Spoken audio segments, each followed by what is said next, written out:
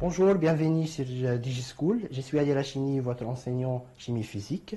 Et la vidéo d'aujourd'hui concerne les isomères des fonctions qui font partie des isomères des structures ou des constitutions.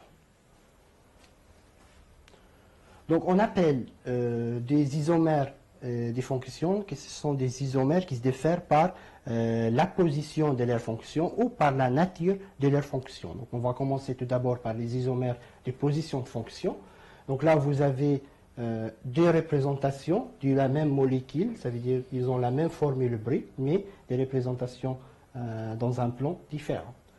Donc vous voyez que on a la même molécule, sauf que le OH ici, il est en fin de chaîne, ici, il est au milieu de chaîne. Donc, ce sont des isomères, des positions de fonction. Ce qui change entre les deux, c'est la position de cette fonction OH par rapport à la chaîne principale.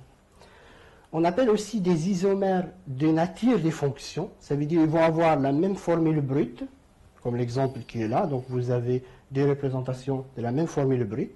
Même chaîne carbonée, c'est que vous avez toujours la même chaîne, 3 carbones liés en linéaire.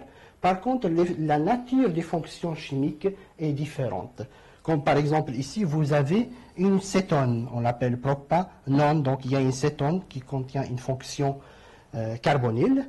Et ici, vous avez un aldéhyde, ça veut dire qu'il y a une fonction aldéhyde qui est formée d'un C, double liaison O, lié à un hydrogène, tandis qu'ici, la fonction, tout simplement, carbone doublement lié à un oxygène. Donc, c'est des isomères, c'est diffère tout simplement par la nature de la fonction d'une cétone, un aldéhyde, par exemple.